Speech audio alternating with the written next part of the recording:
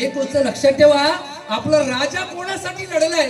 तुमच्या आणि माझ्यासाठी लढलाय. अमावास्येची रात्र पण त्या राजाने माझ्या म्हटली नाही की नाही. म्हणून लक्षात ठेवा, त्यांचे उपकार आहेत म्हणून आज आपण भजन पूजन कीर्तन करतोय. जर राजांचे उपकार नसते ना तर आज हे भजन पूजन कीर्तन आपल्याला करायला भेटलं नसतं मंडळी, बरोबर की नाही. म्हणून एकतर जोरात टाळ्या होत जाते छत्रपती शिवाजी महाराजांसाठी. कारण काय आहे, छत्रपती दैवत आमचे मुखी दुसरे नाम नाही. छत्रपती दैवत आमचे मुखी दुसरे नाम नाही. ज्याला भगव्याची लाज वाटते ती हिंदूंची औलाद नाही, ती हिंदूंची औलाद नाही, ती हिंदूंची औलाद नाही. जय भवानी, जय भवानी, जय भवानी, पार्वती पते हर हर. जोरदार टाळ्या एकदा होऊन जाऊ देत राजांसाठी की नाही. शाळेत श्यामची आई आम्हाला शिकवली आहे पण श्यामचा बाबा शिकवला नाही, बरोबर की नाही. श्यामचा बाबा नाही शिकवला. बाबू माहिती आहे श्यामचा बाबा कोण? बाजूक सांगू नको, बाजू का सत्यवान. लक्षात घ्या, श्यामची आई शिकवली, श्यामचा बाबा नाही शिकवला. पण लक्षात ठेवा, बाप कळला पाहिजे. लक्षात घ्या, बाप कळला पाहिजे. कारण छत्रपती शिवाजी महाराज घडले आऊस साहेबांमुळे घडले. आम्ही प्रत्येक जण छाती ठोकपणे सांगतो, पण माझ्या त्याच राजासाठी मुघलांकडे हातात बेड्या ठोकून घेणारा शहाजी राजाही आपल्याला विसरता कामा नये मंडळी. शहाजी राजा विसरता कामा नये. कृष्ण गोकुळात वाढला, त्रिवार सत्य आहे, पण त्याच कृष्णाला रात्री 12 वाजता यमुना पार करणारा वसुदेव बाप विसरता कामा नये मंडळी. राम वनवासाला गेलाय पण घरात पुत्र शोकाने राजा दशरथ मिळाला, ही पण गोष्ट विसरता कामा नये मंडळी, आहे की नाही. म्हणून सांगतोय, एक वेळ रामायण नाही कळलं ना हरकत नाही, एक वेळ महाभारत नाही कळलं ना तरी पण हरकत नाही, एक वेळ भगवद्गीताही तुम्हाला कळली नाही ना तरी पण हरकत नाही. पण बाप नावाचा ग्रंथ कळला पाहिजे. लक्षात घ्या, बाप नावाचा ग्रंथ कळला पाहिजे.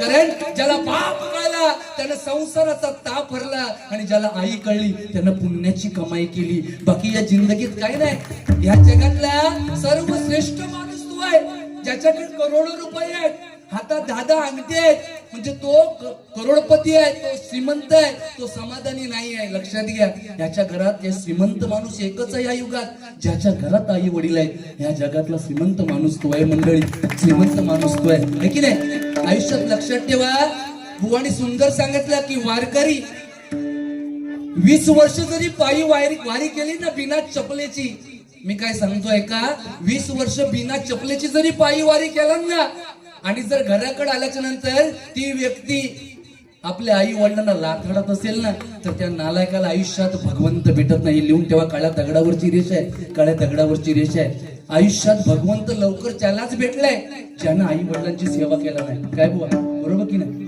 आई वडिलांची सेवा ज्यानं केलं नाही ना त्यालाच भगवंत लवकर भेटतोय मंडळी, अन्यथा भगवंत लवकर भेटणं मुश्किल आहे. बुवानी सुंदर सांगितलं की कृष्ण समजणं खूप कठीण आहे, सत्य परिस्थिती आहे. कृष्ण कळला पाहिजे. कृष्ण कळल्याशिवाय आपलं आयुष्याचं सार्थक होणार नाही. पण कृष्ण कळणार कधी, त्याच्या मागे त्यागाची भावना असणं गरजेचं आहे मंडळी. जन्माला कारागृहात पण नांदायला गेला गोकुळात, वाढायला गेला गोकुळात, बरोबर की नाही. कर्म त्याला कुठं चुकलंय ते तुमचं आणि मला चुकणार आहे. अख्खं महाभारत घडवलंय, अख्खं महाभारत घडलंय, त्याच्यामध्ये हिरो कोण होता तर तो कृष्ण होता, सर्वांना माहिती आहे. पण स्वतःला पण त्याला माहित होतं की मी हे सगळं घडवलंय खरं, पण माझाही नाश शेवटी त्याच पद्धतीचा होणार आहे. म्हणून बघा, तो विश्वाचा विधाता होता पण स्वतःच्या कुळाला सुद्धा वाचवू शकला नाही.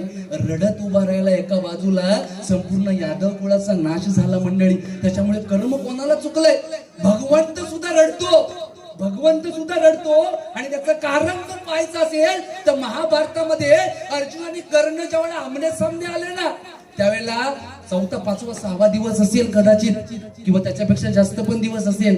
पण ज्या वेळेला आमने सामने आले ना, ध्वजावरती हनुमंतराय विराजमान होते, ध्वजावरती हनुमंतराय विराजमान आहे. आणि कृष्ण परमात्माच्या डोळ्यामध्ये पाणी पाहिलं हनुमंतरायाने आणि वरून प्रश्न केला कृष्णाला, कान्हा अरे एवढे दिवस युद्ध चालत चाललं रे, पण तुझ्या डोळ्यात कधी पाणी पाहिलं नाही, पण आज तुझ्या डोळ्यात पाणी का आहे. कृष्णाने उत्तर दिलं, 1 तास थांब, अर्धा 1 तास थांब, तुला त्याचे उत्तर मिळेल. अर्धा 1 तास झाला आणि कर्णाचा शेवट झाला. अर्जुनाने कर्णाचा नाश केला, वध केला. आणि काय झालं माहितीये का, कृष्ण भगवंताच्या डोळ्यातलं पाणी तसंच टपाटपा गळायला लागलं. वरून हनुमंतरायाने प्रश्न पुन्हा कृष्णाला केला, कान्हा अरे तू रडतोयस खरा रे, पण मागचा तुझ्या हसतोय. अर्जुन हसायला लागलाय, आनंद झालाय त्याला. का तर ह्या पृथ्वी तलावरती त्याचा जर खरा दुश्मन कोण होता तो कर्ण होता, है की नाही. आणि अर्जुनाच्या चेहऱ्यावरचे हास्य पाहून हनुमंतरायांनी प्रश्न केला, अरे एक रडतोय आणि दुसरा हसतोय. त्यावेळेला अर्जुनाने सुंदर उत्तर दिलं, कोणाला? हनुमंतरायांना, की मी हसतोय याचं एकमेव कारण आहे की माझा महाभारतामध्ये सर्वात मोठा दुश्मन कोण होता तर तो कर्ण होता आणि त्याचा मी शेवट केलाय. आता हे युद्ध मी जिंकल्याच जमा झालो, म्हणून माझ्या चेहऱ्यावर स्मित हास्य आहे. तर कृष्णाला सांगितलं, तू का रडतोयस? त्या कृष्णाने सांगितलं, अर्जुन जिंकला याचं मला आनंद नाही आहे, पण कर्ण चाललाय ह्याचं ओझ माझ्या, हे दुःख माझ्या हृदयावर आहे. त्याचं कारण आहे, विश्वाचा विधाता असून सुद्धा ज्याच्याकडे 2 वेळा भीक मागायला गेलो होतो की ही साथ सोड आणि माझ्या बाजूला ये, पांडवांच्या बाजूला ये. पण त्या आयुष्यामध्ये कर्ण, कधी खोटं न बोलणारा कर्ण, कधी साथ न सोडता मित्राच्याच बाजूने राहिला. त्याला माहित होतं की माझा नाश अठळ आहे, तो नाश थांबणारा नाही, तरीही त्यानं मित्राची साथ सोडली नाही. असा धनुर्धारी योद्धा, तो एका बाणामध्ये सुद्धा अख्खं महाभारत संपू शकत होता. एवढा मोठा योद्धा, त्यानं फक्त वचन दिलं होतं की तुझे 5 तसेच जिवंत राहतील, म्हणून आतापर्यंत शिल्लक होता, तो जगत होता. पण आज त्याचा शेवट झाला. एक चांगला योद्धा हा महाभारत सोडून चाललाय, याचं दुःख माझ्या शरीरावर आहे. म्हणून सांगतो, मरावे परी कीर्ती रूपे उरावे, मरावे परी कीर्ती रूपे उरावे. बाकी जिंदगीमध्ये काही नाही मंडळी, वेळेचं बंधन आहे आणि त्याच्यामध्ये पूर्ण करण्याचा प्रयत्न करणार. फक्त ठीक आहे, गोवाने अतिशय सुंदर गाणी घेतली आहे, मी गजराच्या माध्यमातून गाणी 100% घेणार, त्यात काही वाद नाही. पण हात जोडून एक विनंती आहे, लहान लहान मुली आहेत आणि लहान लहान मुलं आहेत, व्यसनापासून लांब राहा, व्यसनापासून लांब राहा. कारण 60% पिढी, महाराष्ट्राची 60% पिढी व्यसनामध्ये चाललेली आहे मंडळी. आणि ही व्यसनातून बाहेर आलं पाहिजे. कारण परिस्थिती अशी चालली आहे, आमच्या गावातला पण एक पोरगा, त्या दिवशी ते काय रे मिक्स करतात आणि काय खातात, त्या बिमल ते असं गुडगुड गुडगुड करीत खाय होतो. त्या म्हटलं, ए अरे ह्या खाऊ नको मेल्या, अरे गुलामा, म्हटलं ह्या खाल्लंस तर कॅन्सर होत रे, कॅन्सर होय, तुझं वय नाही 16-17 वर्षाचा पोर. अरे म्हटलं, याच्या बापाशी नाव सांगताय की नाही बघ. अरे म्हणता, जा म्हणता बुवा, तुका कोणा सांगू तर सांग, मी घाबरत नाही. अरे म्हटलं, काय सांगायचं या पोरात? म्हटलं, तुझ्या बापाशी आज मी गप राहणार नाही, नाव सांगणार म्हणजे सांगणार. अरे म्हणता, जा कोणाक सांगणार तिकडे सांग, मी घाबरत नाही. आणि नशीब फुटका काय, त्या समोर ना तुझं बापू शेताना दिसलो. म्हटलं, आता तुझं बापू शेता बघ कशी कळ लावतय ती बघत. त्यानं काय केलं, बापाशी बघितल्यावर मागे लपवल्या. मी म्हटलं, ह्यो घाबरता की काय पोरका, लय मोठेपणा. म्हटलं, ए काय रे, मागाशी लय मोठेपणा सांगत होतस, बापाशी घाबरत नाही, मग आता किती लपवलंस? म्हणता, बुवा गप, त्या का जाऊ दे, तू काय बोलू नको, झाला दम धर. बापूस गेल्यावर म्हटलं, काय रे लय मोठं छाटणे मारत होतं, बापा शिक्षण कोणात तुझा घाबरत नाही, मग आता किती घाबरलं? म्हणता, गबस, नशीब त्यानं बघितलं नाही. त्यानं बघितला नसला ना तर ह्याचा अर्धा दिवसा लागला असता.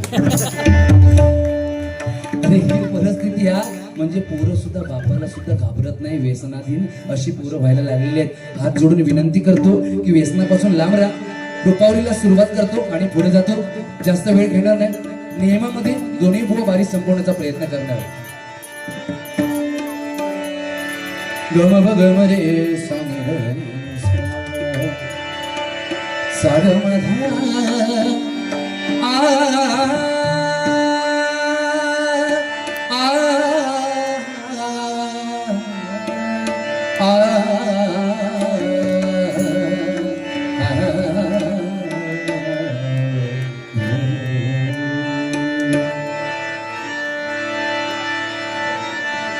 जय जय विठ्ठल रखुमाई, जय जय विठ्ठल रखुमाई, जय जय विठ्ठल रखुमाई.